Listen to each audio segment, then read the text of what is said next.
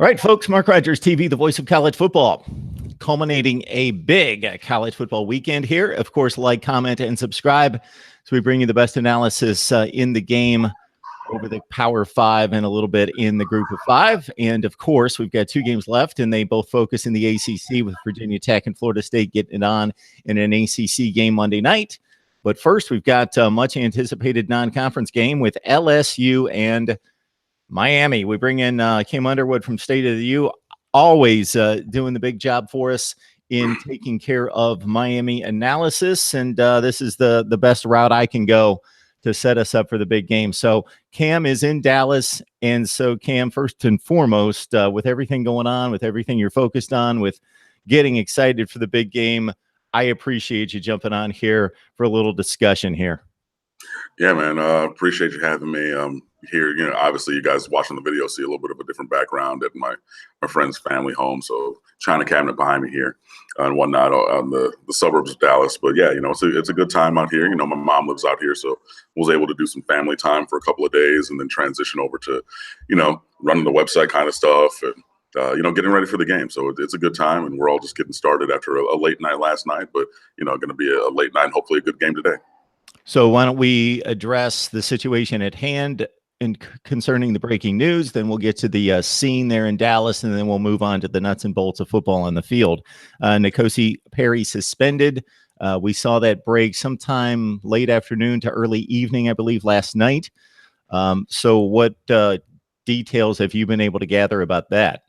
Yeah, that was yesterday morning, actually, that the University of Miami announced that backup quarterback N'Kosi Perry was suspended for the opener. This is a disciplinary action precipitated by something that happened earlier in the spring, summer. And, you know, they said that correction was offered, and Perry has been, you know, he followed all the steps that he had to do to rectify, you know, the situation and whatnot, or react to that appropriately. And that the suspension is only one game. So it's not, you know, an indefinite or a multiple game or whatnot. It's, you know, one game only, didn't make the trip out here to Texas, but will be a full participant in all the other games, you know, unless something else happens. But this situation, you know, Miami considers it closed at the end of this one game suspension. So, yeah, you know, it's never a great thing. And actually, I've just been talking on Twitter with a couple other Canes fans and friends like, oh, yeah, you know, Miami went the entire offseason with no suspensions, no incidents of any kind. And that was actually just like Wednesday or Thursday of this week. And then Saturday morning early, boom, suspension. So, you know, this is, like I said, a thing that's been in the works for a while, or that has been known, at least to the University of Miami. They finally announced it yesterday. So, you know, it's never great to have a player suspended. It's never great to have a quarterback suspended. You know, and if you're looking at a narrative kind of an arc, we could potentially be looking at, you know, maybe step 2 of the N'Kosi Perry transfers conversation. You know, didn't win the starting job this year, got suspended for the opener, maybe something else, doesn't play as much as he wants to. That narrative could be being created right now. We could be, you know, walking down that path. I'm not hopeful for that. You know, I hope that, you know, this is a one-off kind of a situation and things don't go any further. And, you know, N'Kosi Perry is, you know, the backup quarterback, and he has a role on this team, and he sticks around for next year, you know, with Cade Weldon and Jaron Williams, and is in a, you know, wide open QB battle, not one that was kind of falsely open this year, because, you know, Mark Richt wasn't having really an open competition, even though he said that. So for next year, there's no incumbent starter. N'Kosi Perry has all the athletic talent in the world.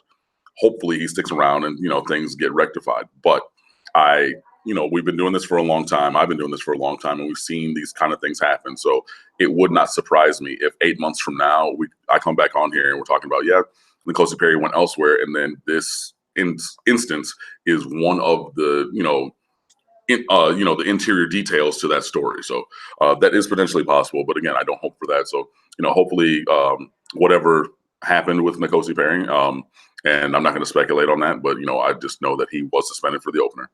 Whatever happened, you know, is in the past, and hopefully he, you know, finds the straight and narrow path, and, you know, we move on from there. So, but he won't be here tonight for the opener against LSU, and I mean, probably wasn't going to have played in this game anyway, you know, because Malik Rozier is going to be the starting quarterback. But, you know, we'll see what happens from here. So two questions follow up there. So you can't necessarily draw anything specific, of course, but can't draw anything from the wording of that statement because it started to sound like it was some kind of, even though the discipline had been handed out, so we're moving forward from there. It sounded like it wasn't like a boom, one-time incident on June 29th, N'Kosi Perry did X, therefore he's being suspended. It seemed like more of a situation. I mean, that if that's your read on it, then I understand. I'm going to take Miami at their word, and like, of course, there's rumors and conjecture, and people, oh, I was here at this thing, and I saw him here, and I did this, or da, da, da. I mean, there's all those kind of things, but I mean, it sometimes a bunch of nickels and dimes, it becomes a dollar. You know what I mean? So you do a couple little things, and then all of a sudden, cool, we're going to suspend you. Or it could be just one really big, bad thing or whatever. So, I mean, it could be either way, that it was a single event. Hey, we saw this, boom, we're going to justify or, suspend you based on that. Or it could have been, a lot of little things, and, you take an inch, and then you take two, and then you take a half foot, then you take a foot, then you take a mile. So, going along that path. So, either way, hopefully it would. Actually, I don't even really know if I want it to be one or the other. Kind of think that I would prefer the minor infractions because they wouldn't be that major. But how many of them would you have had to, eventually become suspended? So, but either way, N'Kosi Perry is not going to play in this game. He is suspended for that game, and hopefully, regardless of what precipitated that action, he's learned from it and can move forward in a positive manner. Because, of course, you come from an academic background. I come from a management standpoint where you have situations where a person's a model student, model worker, and then all of a sudden they do X. They do one thing and it's egregious versus a lot of things kind of add up to not the best of performance or the best of, and when I talk performance here for a particular player, it's not on the field, it's performance, conduct, those things that kind of add up and kind of peck away at a reputation or a brand. And now we've come to a point where we're going to deal with the situation overall and this person's overall approach to this. So who knows what it is? Okay, in terms of impact on the field, did we have a set official depth chart to go by to see what the potential impact could be? God forbid something happened to Rozier. Yeah, actually we do, which is kind of crazy because I didn't think that we were going to get one. But we did get a released depth chart this week.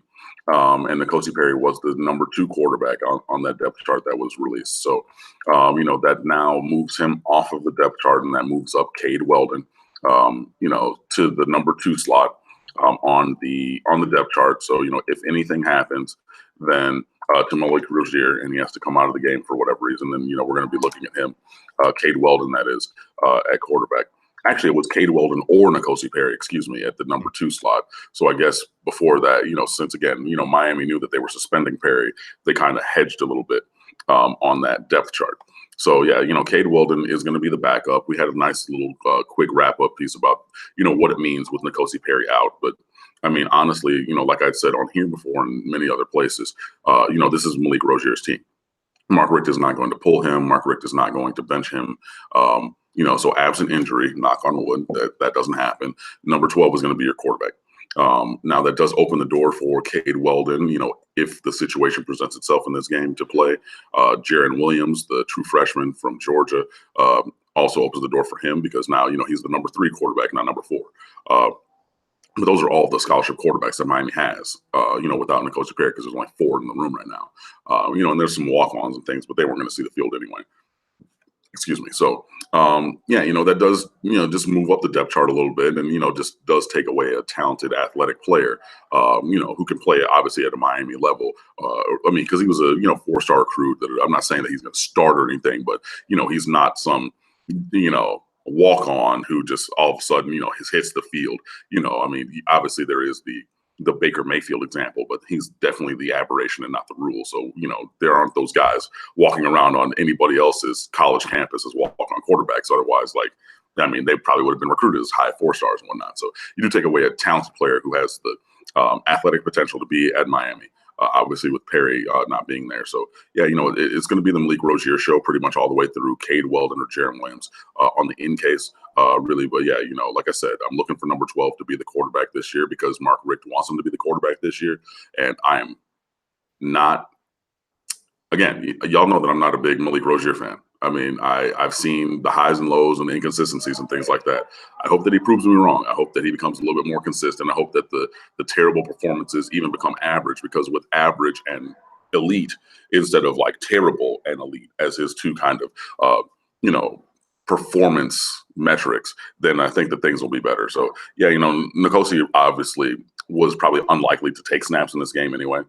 So you're not really losing too much, but just from a depth standpoint, you'd like to have a couple more bodies in that room or available to you on the field than not. So it does thin out the depth a little bit at quarterback, but nothing that Miami shouldn't be able to overcome. We've got Cam Underwood on the line from State of the U, graciously helping us out with our Miami-LSU coverage today as he prepares to go to the game in not too long a time.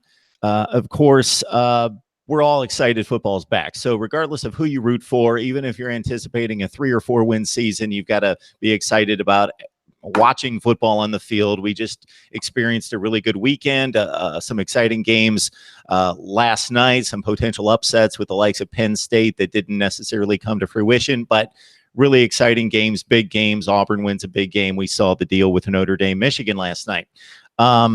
So you have now arrived there. You've obviously are constantly on the pulse of Miami football fandom, yours personally, and then, of course, everyone else in the nation there. So there's always excitement, game one, and then on top of that, big opponent, on top of that, a good season last year. There was a building block from the previous season with a capable coach and a team in place that's better than any team we've seen at Miami in 10 or 11 years, or no, maybe longer than that, 2003, 2004. Compare the energy, the excitement that you see from the fan base right now, what you've seen in your experiences there for the last couple of days versus other season openers, and based on all the factors I just named. Yeah, I think that everybody is very excited for this season, for this game. Obviously, starting 10-0 and then having the season end with 3 losses is not the interaction or the kind of formation of wins and losses you would like. But there was a lot to like last year. Obviously, 10 wins for the first time in a long time. Obviously having gotten off the schneid by beating Florida State and whatnot. Yeah, so I think people are excited. I mean, Miami fans have traveled pretty well. We had a State of the U happy hour event at a restaurant here in Grapevine, Texas, which is a northwest suburb of Dallas. Yesterday, I had probably 125 RSVPs on Facebook, and I think we had like 340 or 350 people show up. And it was great, so had a good time. That's why my voice is kind of gravelly, because I was shouting over the music and all the people trying to talk to everybody there. So I know, my voice is kind of even lower than normal today. It a little hurts, it hurts a little bit, but yeah. So, all the people that I saw, out at that event, I know that there was an event that some other people put on at Top Golf in Fort Worth on Friday night. That was pretty packed. I saw there was, all Canes and Caneswear and other alumni chapters. They had things, last night they had a couple events at like a nightclub and whatnot, and that was pretty packed. Pecan Lodge is like a legendary barbecue restaurant in Deep Ellum, which is a downtown-ish neighborhood. It's kind of like the Wynwood of Dallas, if you will, for those who know Miami. The Brooklyn, if you will, of Dallas, kind of thing like that. The first 20 people in line for today, right now, at 11 o'clock Eastern, 11 o'clock Central is when Pecan Lodge opens. And, barbecue joints, they go from open until they're sold out. The first 20 people in line were Miami Hurricanes fans. Send me a picture. So, like, people are here. People are, making the trek. There's a lot of Canes fans from Texas. I mean, a couple of my friends or people that I've just met who are now my friends, they drove up from Houston, College Station, Austin, and whatnot. So there's plenty of people around.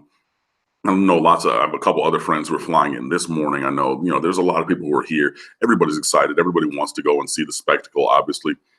Going to AT&T Stadium, you get to see the 60-yard by 7-story tall scoreboard in there. And, it's a premium location. It's, two nationally recognized brands. Obviously, you know, the University of Miami, the U, like worldwide brand, you know, LSU also, you know, an elite brand in college sports and things like that. And, you know, programs of legacy meeting each other. And, you know, yeah, I mean, the teams actually do mirror each other in a lot of ways. You know, both teams' defenses are probably better than their offenses. You know, maybe some quarterback questions on both sides, elite athletes at skill positions on both sides, you know, NFL talent up and down both rosters, you know, kind of everywhere that you look. So, yeah, you know, Miami fans, you know, have been itching for a day like this, you know, ready to get back on the field. And, you know, yeah, it's easy again to wear the turnover chain and bump your chest and be braggadocious and have all that bravado through a 10-win streak when you're performing better than anybody else. You know what I mean?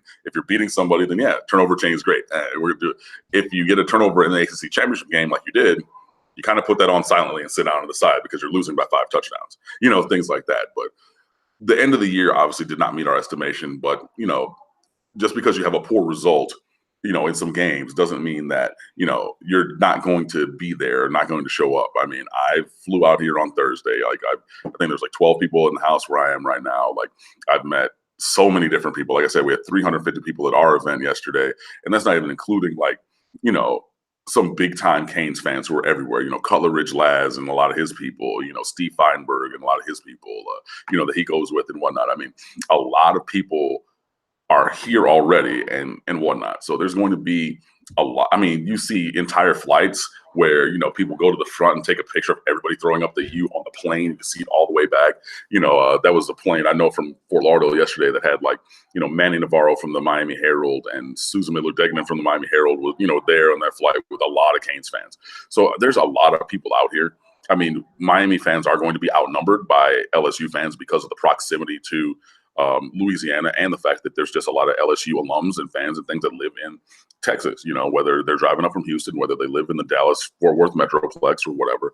So, yeah, there's going to be plenty out here. But, man, you know, I'm really, really excited for the game. I'm really excited for everybody that I've seen. And, you know, even if Miami fans are outnumbered at the game, Miami fans are always going to be loud. I mean, like, that's why my voice is kind of raw today because, you know, I was yelling and screaming and everything yesterday.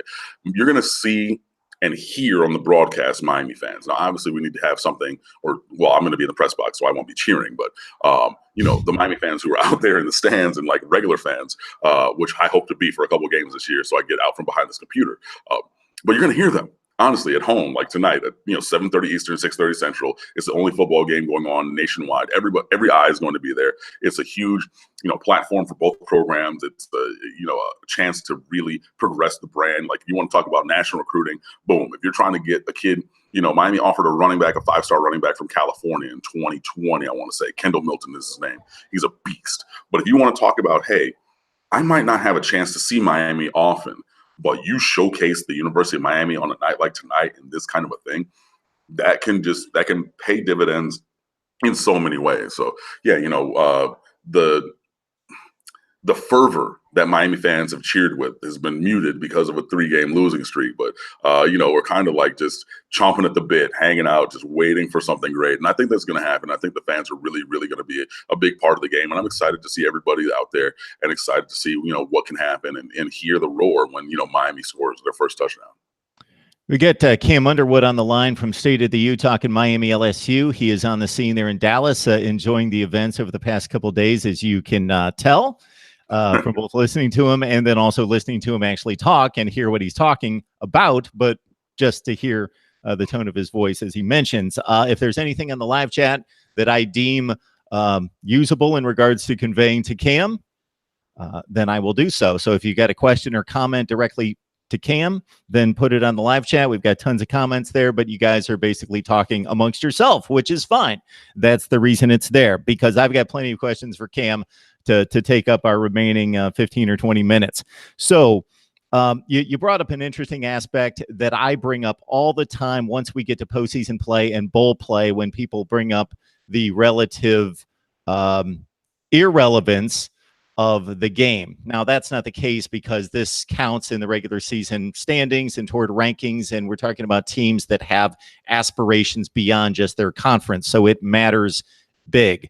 But for as big as, let's say, Florida State Miami is, it's played in competition on television with other games that have varying degrees of relevance depending on rankings and fan bases and all of that.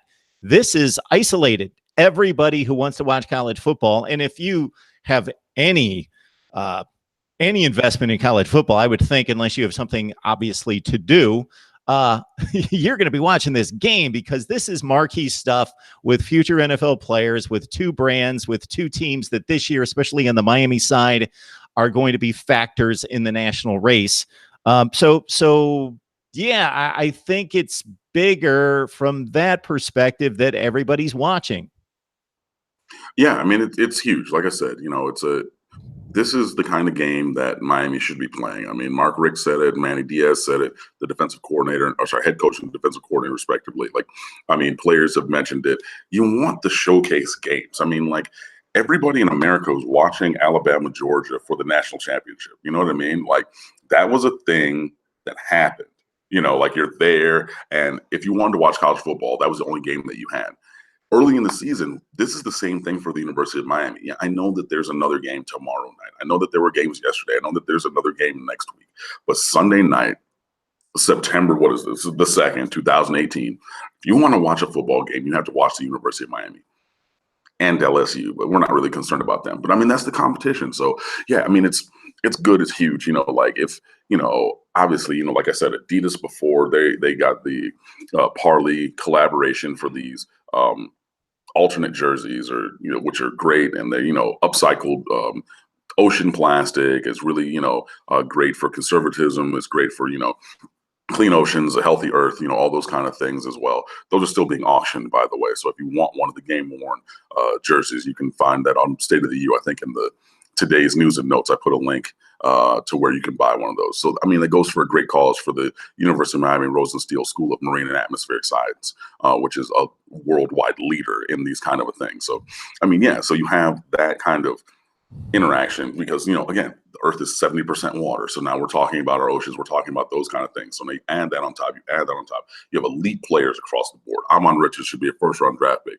Malik Rozier, is a decent, at least, and potentially good college quarterback if he doesn't, have terrible times in there. You have all kinds of different things. You have great players on both sides. Greedy Williams for LSU. Devin White is the linebacker whose name I couldn't remember last time I was on. Christian Fulton was a former 5-star, got suspended for 2 years for cheating a drug test, but they said, okay, he did this one kind of interaction, not this other one. So he got only 1 year. So now all of a sudden he's back and eligible. So he's a great, talent on LSU's defense. Excuse me, as there's a gnat flying in my face. I mean, there's more guys from Miami: Joe Jackson, John Garvin, Shaq Quarterman, Jaquan Johnson, Travis Homer, DJ Dallas, Lawrence Cager, Brevin Jordan. I mean, you go on both sides of the ball for both teams. There are elite players and elite talent everywhere that you look. You have, the whole narrative thing going on with Coach O, who I guess I sound a little bit like today, down there in the Bayou, who could be on the hot seat. But if he wins the game, which I hope he doesn't, that could maybe go towards saving his job. You got Mark Richt, who, obviously coached in the SEC for years and, has played against LSU, or his teams have played against LSU. And, you got things like that. Obviously, like we spoke about before, the narrative of, well, not the narrative, but the actual result of, Miami on a 3-game losing streak. But can we find some swag again? Can we, find the turnover chain, or, get some turnovers and wear the chain, which I believe has been redesigned for this year. So you can, see across the nation what the new turnover chain looks like. I know that your team probably has some kind of thing that they're doing now because they want to be like Miami and bite our swag. And, because that's what people do. Miami are the innovators, and then you want to copy them no matter who it is. I saw there's a turnover thrown at a school. I saw a championship belt at Louisville, in honor of Muhammad Ali. I saw, we had the shoulder pads, and we had the Tulane has the Mardi Gras beads, and, all kinds of different things. But everybody wants to be like the University of Miami. But if you come and you turn into that game, you can see, okay, like the originators of swag, the University of Miami, like what are we doing to push the envelope for what we started, all those kind of things. So yeah, I mean, it's going to be a huge game. Like I said, you can spin it in so many ways. You're talking X's and O's, you're talking, coaching profiles and whatnot. Bruce Feldman for The Athletic, he rated Manny Diaz as probably the number 5 candidate for an assistant coach to maybe elevate themselves into a head coaching job, based upon the results of the season. So if Manny Diaz's defense does really well, and Dave Aranda for LSU, the highest paid defensive coordinator in America, he was like number 2 on the list, or number one. So you have those guys. If their defense is either one does really well, now you're starting to build the case for them being a head coach somewhere else. You talk about Mark Richt, you talk about his legacy, you talk about Ed Orgeron, you talk about these players. I mean, there's so many storylines and there's so much to see and there's so much importance, because it's not like, when yesterday you're flipping between this game and that game, and oh, there was a great play here. Let me, hit the last channel and make sure that I see that highlight, or I get that, or I get that. The only place that you're going to go tonight is ABC, nationally, across the board, across the nation and internationally, because it does get streamed on the ESPN app and the sent to the service bases around the world and things like that. The only game you're going to get is Miami-LSU, and it's a great thing. So obviously, I think that everybody is primed and ready on both sides. It's going to come down to what the execution is like. But I mean, if you're looking for, especially from the Miami perspective, because I'm a Miami alum and I run a Miami blog site, but if you're looking at Miami taking a step and getting back to where people want Miami to be and where the players and the coaches want Miami to be, having this kind of stage is a huge thing. And then performing on this stage, hopefully, will be another big step in that right direction. And for the scope of the broadcast of the game, I can vouch for somebody who, for the last 17 years, has worked in production operations at ESPN. Yes, if it is an ESPN selected game or an ABC primetime game, this being on a Sunday night, typically on Saturday night, it is broadcast on the ESPN networks around the world. So not just on the app and not just streaming, but on the regular networks that take the place of ESPN, whether you're in the Pacific Rim or wherever you are located. I don't know if you fit this in when you were talking about Orgeron, so I apologize if you did. I'm looking at his coaching career right here. So he was defensive line coach at Miami from 1988 to 92. That was the heart of the dynasty. That was like greatest teams of all time stuff right there. Yeah, I mean, he was an assistant coach on 2 national champions, so 89 and 91. He was there in 88, like you said, when Miami should have won a national championship, but got screwed at Notre Dame on the Cleveland Gary play. That was definitely not a fumble, but hey, whatever, these things happen. But yeah, no, Ed Orgeron, he was here. When you look back at the history of Miami Hurricanes coaching staffs, there's so many great coaches who were here. Chuck Pagano, who was an offensive coordinator, he was the Colts head coach. He coached here. Greg Schiano was a defensive coordinator. Randy Shannon is a better defensive coordinator than he is a head coach, but he did a great job as a defensive coordinator taking over for Schiano. Rob Chudzinski has been in the NFL. He was a coach here. Ed Orgeron was here. The Stoops brothers, not Bob, but Mark and the other one, I forget his name. Mike Stoops. Yeah. Huh? Mike? Yeah, Mark and Mike, they were here as defensive backs coaches and things. I mean, if you look through the previous coaching staffs, like those championship teams, like all the way through the 80s, 90s, and early 2000s, there were guys whose names now for being like premier defensive coordinators, and they were position coaches here or head coaches or, whatever. I mean, obviously Jimmy Johnson, Butch Davis, like all those kind of guys and all the guys who work for them. So, yeah, I mean, Ed Orgeron was here and he worked with the defensive linemen, had a few guys drafted, first round very highly, as through his time here. So yeah, he has a connection here and he recruited very well when he was here, which is a thing that he's always done throughout his career. And he coached D-line to an elite level. I mean, if you just look at the production that was had at the time. So yeah, he does have a connection to this program as well. So, and there's a couple Floridians on LSU's roster. So if you look to the players, there's that, cross connection as well. Chris Curry, I believe, is like their second or third string running back. He's a true freshman. He's from Florida. He's a cousin of somebody who played for the Miami Hurricanes. Miami stopped recruiting in the last recruiting class, so I forget exactly what I wrote or who the family connection is, but he has a familiar connection to the Miami Hurricanes. There's a couple other guys on that team as well who were from Florida. Some of them from a little bit further north, but a couple guys from down south. John Battle IV, he's a starting safety for them, I believe. He went to Hallandale High School, which is, right in the south part of Broward County, like right there off of I-95. So, I mean, right, not 20 minutes from the stadium, if that. But yeah, he went to LSU and he's a starting player for them. So yeah, whether they're talking about Orgeron having coached at Miami or, a couple of players on LSU's team or from South Florida, there's definitely those cross connections and things. And I'm sure that it'll mean a lot for those guys, to play against Miami, obviously, for their personal connections. And same thing for Miami, a starting defensive tackle, Gerald Willis III. He's a Louisiana native. He's Landon Collins' brother.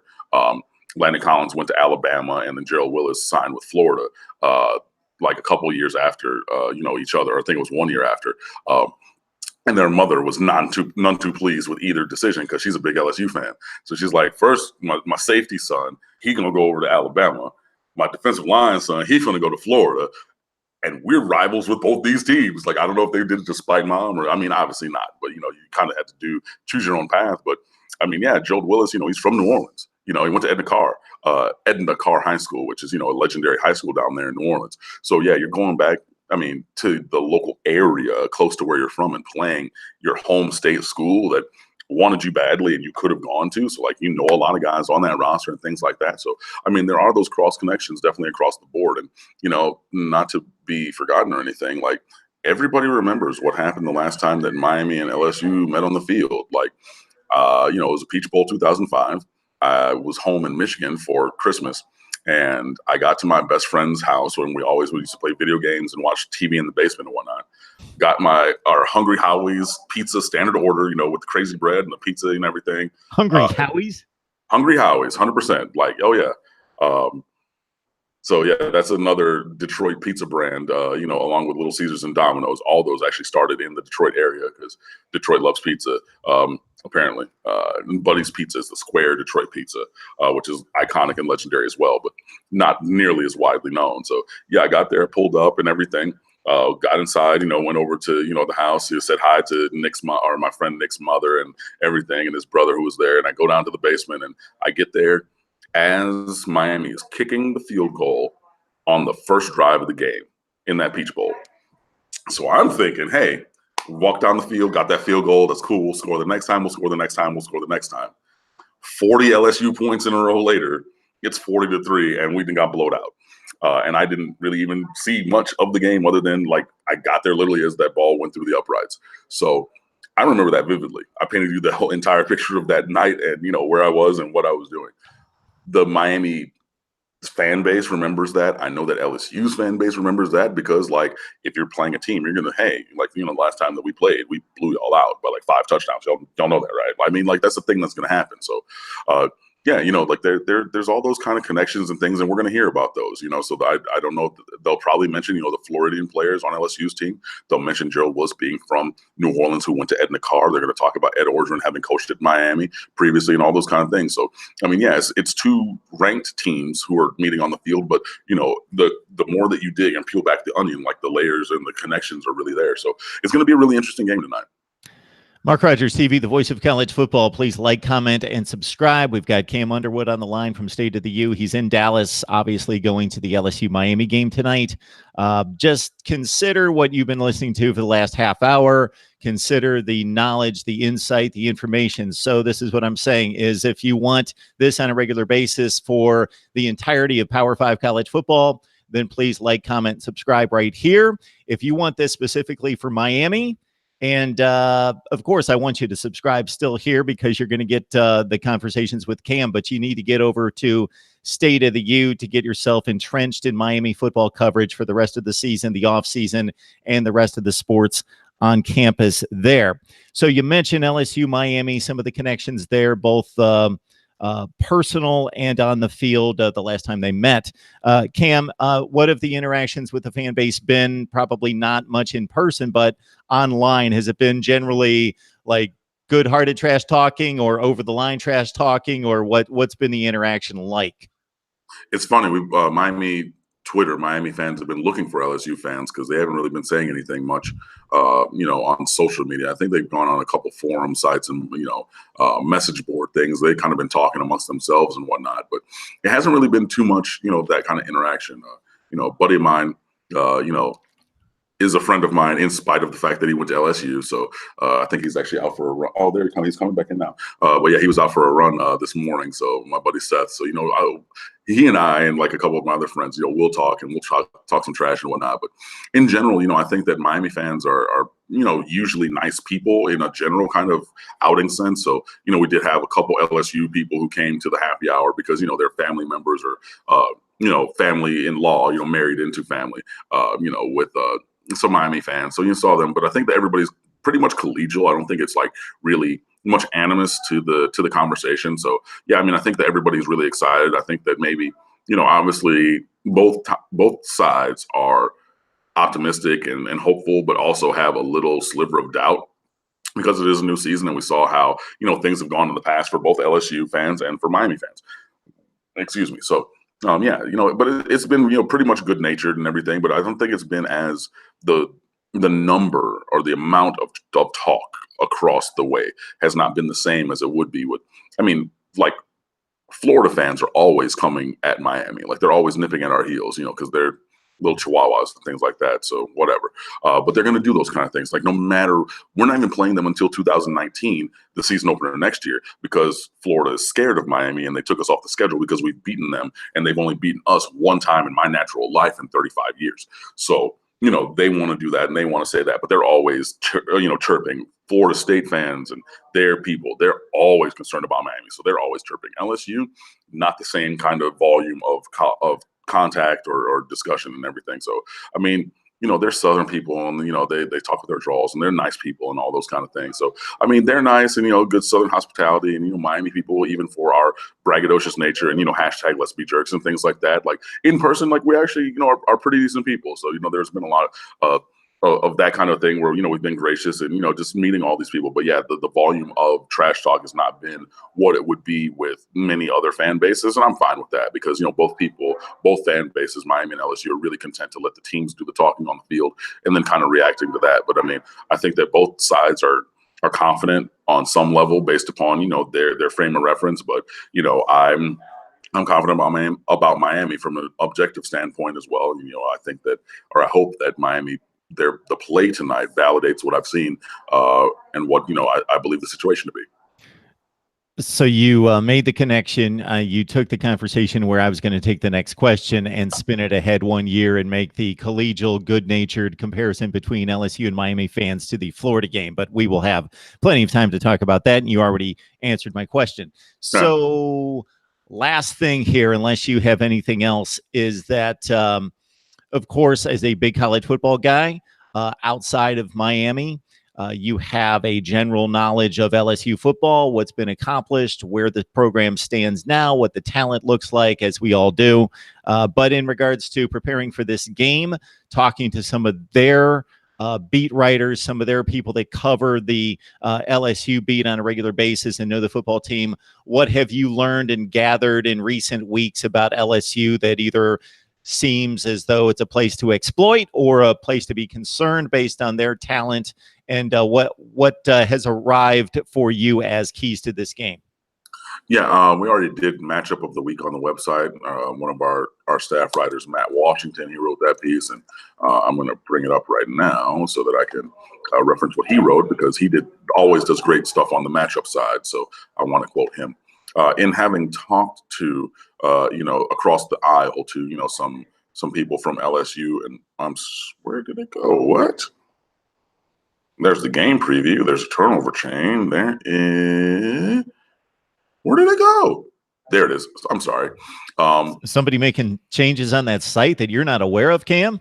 No, I mean, it's a beautiful thing when there's so much content being put up by myself and others that a piece that I thought was towards the top is actually a little bit further down, because we have so much great content on there that there's other things that have bumped it in a chronological way. So I mean, nothing major or nothing bad, definitely. But something good. So, just check out, we have so much to, go through on stateoftheu.com that even, the guy who runs stateoftheu.com, it takes me a while to find some stuff sometimes because there's so much there. Anyway, speaking to LSU people, the thing that really stands out in speaking to them is the talent level of LSU. There is great talent at every level of the team. Offensive line, obviously, is a little bit of a question for them. Quarterback, you have a new starting quarterback in Joe Burrow, who came over from Ohio State. So he hasn't really played in a, competitive game with stakes. I mean, he's played, in blowouts a couple of times, and it's like spring game at O State. But I mean, that's not like a thing that has real stakes. So, I mean, there's talent there. Running back is a position of weakness relative for them. I mean, when you go from, you have 20 years of legendary, NFL level running backs, easy plug and play guys, and your last two are Leonard Fournette and Darius Geis, and you fall off a cliff from a talent standpoint. Like, I don't even know. And I was talking to my buddy Seth earlier yesterday. I said, who's going to start? Who you're going to plug in? And he even brought another couple of his LSU fans and or alum friends over to this gathering I was at yesterday after the happy hour. And he was like, I don't even know. So there's a place where LSU, we'll see what happens, obviously, with their run game, because I don't think that I'm confident saying they don't have the talent that they once did at that position, for like the last 20 or 25 years. Wide receiver is stacked for them. Jonathan Giles comes over from Texas Tech. He was a 5-star recruit. He's an elite player. Excuse me. You have two 5-star freshmen and Terrace Marshall and Jamar Chase, a couple other guys in that wide receiver room who are really good. So there's plenty of talent there. So Miami's secondary is going to have to step up to the task against, big, tall, fast, physical receivers, like Giles and Marshall and Chase. Defensively, there's talent for LSU on every level of the defense. Defensive line always has guys, big dudes up front. Linebackers, like I said, Devin White at middle linebacker is one of the best in America. In the secondary, you have John Battle, who I already mentioned. You have Greedy Williams. Andreas is his real name, but Greedy Williams at a cornerback, who's a potential first-round draft pick. Christian Fulton, who was a 5-star recruit, who's finally going to come back, and a couple other guys as well. So there's plenty of talent on every level of their defense, and they're going to try to leverage that against Miami. So overall, I think that it's really about the talent level of the team for LSU. Obviously, you do have a very good defensive coordinator in Dave Aranda, who is the highest paid defensive coordinator in college football. So leaning on him to scheme up some things to combat Miami's offense, because Miami does have elite skill position players as well. So those kind of things for on the LSU side, the talent level is a real big thing. From a matchup standpoint, that Matt wrote about. I'm doing the video chat. Oh, okay. Yeah, I know. I'm like talking. It looks like I'm talking to myself, but I'm not. I promise. Yeah, no. People just walking from coming back in from their run and everything, coming down the stairs, looking at me like, "What are you doing?" Video anyway. Number one matchup is Amon Richards versus Greedy Williams. Those are two first-round NFL talents, probably two first-round NFL draft picks, a wide receiver for Miami and cornerback for LSU, and they're going to be matched up pretty much all day. I would not be surprised to see Williams follow Richards all over the field. So, both guys are in that 6'2", 180, 185-pound range. So physically, they match up really well. Skill-wise, you have an elite wide receiver and an elite defensive back. That is a matchup where if ESPN and ABC were doing like a multi-cam presentation, I would love it to have that matchup on its own screen and just watch 82 for Miami against 29 for LSU. Like, that is an elite matchup. You're going to be hard pressed to find times in this college football season where you have two guys of this caliber going up against each other, play in and play out. That is worth the price of admission by itself. So that's a huge matchup, and that's going to impact the game. If Greedy Williams really locks down Amon Richards, if Amon Richards is able to shake free at some time, and if Malik Rozier can put the ball on him, because I don't think that Greedy Williams can. I don't think any defensive back is going to completely shut out Amon Richards. I don't think that's going to kind of be. But obviously, when the chance presents itself, will Miami's offensive line blocking be good enough to give Malik Rozier time, and will Malik Rozier be accurate enough to put the ball on Richards in an advantageous situation the couple of times probably that it's going to happen today. So on Sunday night, in this game. So that's going to be a thing to watch. On the other side, Jonathan Giles, like I said, he's a 5-star caliber recruit. And player who's, produced well for, in 2016. And I'm reading directly from the piece here. Giles led Red Raider receivers with 1,158 receiving yards on 69 catches and 13 touchdowns. That's production. So 70 catches for almost 1,200 yards and 13 scores. So him going against Michael Jackson, who was a second-team All-ACC cornerback. He's back for his senior year, and he's looking to elevate his draft stock for Miami. One of the best cover corners in America. He's a bigger guy at cornerback, so hopefully his size will impact that matchup as well. So, you got a wide receiver and cornerback battle on both sides of the ball. So for both teams, I should say. So that's a great thing. LSU's linebackers versus Miami's running game is another matchup that Matt wrote about. Obviously, with Devin White and things like that, trying to curtail the running game, with Travis Homer and DJ Dallas and all these other guys from Miami, and obviously, combating Miami's offensive line. So we'll see, what the blocking scheme looks like and how they execute that for Miami. But, Obviously, the defensive line is going to be part of that, but the linebackers really flowing from sideline to sideline and really getting their run fits into the holes against Miami's running game. That's going to be a big key. And then the last thing, Matt said his Cane's Eye players of the game are Joe Willis III. And we've already spoken about him, so I'm not going to wax even further poetic. But freshman tight end Brevin Jordan also. He is the starting guy for Miami at tight end. After Michael Irvin II got hurt, Brevin Jordan was always thought to come in and start. I thought by game 1, but maybe, it could have gone to game 2 or 3. But yeah, first game freshman year, first time the offense comes out, number 9 tight end is going to be there. And he's going to be integral because, Malik Rozier likes throwing to the tight ends. That's a big, major way that Miami really works the intermediate area of the passing game, throwing to the tight ends over the course of years. So yeah, Brevin Jordan's going to need to step up really quickly. For LSU, Braden Fehoko is a defensive tackle at 6'3", 295 pounds. And he played for Texas Tech a couple of years ago with Giles in 2016 before transferring over to LSU as well. He's a big body on the inside, so he's going to really challenge Miami's interior offensive line as they're blocking. So that's going to be a big thing because if he's able to take up a double team, then that leaves room for the linebackers, namely Devin White, to be untouched and then impact plays. And then lastly, Nick Brossette is one of the running backs for LSU. He had the most yards. He's the only person who's returning to LSU's backfield who had any positive stats or to log double-digit carries, I should say, in 2017. So he had 96 carries on 5.0 yards per carry last year. But, like I said, when you're going from a Jeremy Hill to Leonard Fournette to Darius Guice in the span of 6 years, and those guys are gone. Like, yeah, Brossette maybe does have talent because he was a 4-star recruit. I remember he's from a native Louisiana player also. And then you have Leonard Fournette, who's Leonard's younger brother, I believe, is still there as well. But, those things, or those players, I should say. So plenty of players and plenty of positions to look at. Those are some of the guys who are really going to impact the game. But honestly, you want to see, what Joe Burrow does at quarterback. And we had a couple pieces evaluating his play.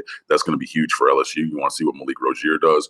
Had a couple pieces evaluating his play, looking at the X's and O's of things.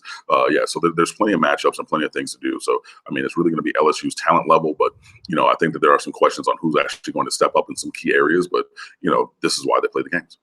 So this is a reminder for everyone who joins the live chat, because this happens on a regular basis, because we get a live stream that goes out, and even though I send out notifications to let everyone know that it's coming up, most people join 5 minutes in, 10 minutes in, 30 minutes in. So as we continue to talk, Cam and I, as Cam continues to talk and deliver the insight, the numbers go up and up and up and up and up. So what you need to do, as soon as we get done with the conversation here, the video will process and post and be on my YouTube channel very soon. So you need just to rewind and catch everything that you missed in the conversation here with Cam. State of the U, go to it. It should be similar to when I type in S&T, whether it's in my phone or on my laptop. As soon as I go ST, it goes to State of the U. So it should be the same for you to get you right there for State of the U content on Miami football. That should be your source. You hear Cam on here on a regular basis. He knows what he's talking about. He knows the recruiting angle. He knows the transition to the field for Miami. He knows the depth chart. He knows the personnel breakdown. He knows the deal across the board. Then he sprinkles in some funny anecdotes and stories to give it some personality in life. So, Cam, I cannot thank you enough on game day when I've got so many people on my channel that a number of people that like LSU, but a larger Miami fan base. So from both aspects that want to get good content. So to have you on is a big thing for me that helps me out as always, but in particular because of the unique situation on Sunday, to get you on and help me out is a great thing. So appreciate it. You have a great time at the game. Yeah, man, it's always fun and everything. So, I'm still getting these side eyes of people watching me talk to my computer. But, hey, we were just talking about, one of my friends, she said she speaks to inanimate objects, at the house all the time. And I've been to their house and I've seen that. So it's a similar kind of a thing. But, yeah, it's a good time. And, if you guys don't believe that, I know what I'm talking about. We have a contributing staff of like 22 people on State of the U, and we have a diverse set of opinions. And every week, I try to do a day after recap. So we look at our commentary analysis, and whatnot, and then just go back and evaluate that based upon what happened in the game. So, you know, for the majority of the year, well, even in times where, you know, things went south, you know, like we were right in saying this is what's going to happen. This is how things are going to go. Look at the X's and O's, look at the personnel, look at the game preview, look at the matchups of, you know, and the players to watch and all those kind of things. And invariably, you know, like there's foundation to what we're saying. So, you know, like I said, I appreciate being here. You know, I'm full of stories. I have so many stories that I can tell on here, and even better ones that I can't. But, you know, whether you like that or not, but, you know, if you're looking for Miami Hurricanes coverage, stateoftheu.com. We try to be comprehensive out there, you know, and very prolific. Like I said, I was looking for a piece on the website that I run, and it took me a while to get there because there's so much other great stuff that's been published in the last 2 days that have pushed another great piece even further down. So there's so much there. There's more than you could ever really consume, whether, you know, no matter what it is. So, you know, just be sure that you check with us. I really appreciate it. I know that you guys are asking questions and listening to my gravelly voice today and everything, but it's always fun. So I'll see you guys soon. All right, folks, I'm going to be back at 6:30 tonight Eastern time to preview more on LSU-Miami. If I'm able to hook up with an LSU contributor, I've got a few out there that you should be accustomed to seeing. But if I can track them down, I will provide that analysis as well from the LSU side. But we'll be here definitely at 6:30 Eastern time to talk more Miami-LSU. We're going to send Cam off to the game. Have a great time, Cam. We appreciate it. No problem. I'll see you guys later.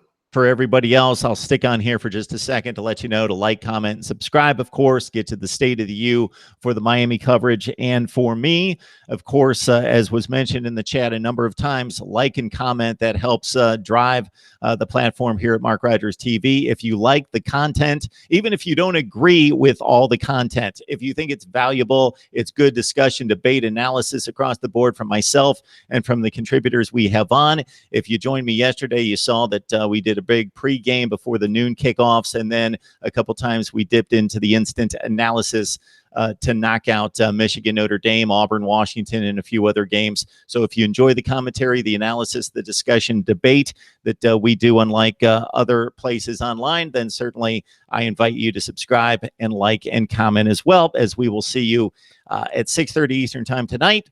I will enjoy the weather and hopefully get an LSU guest online here very soon. So we'll see everyone later.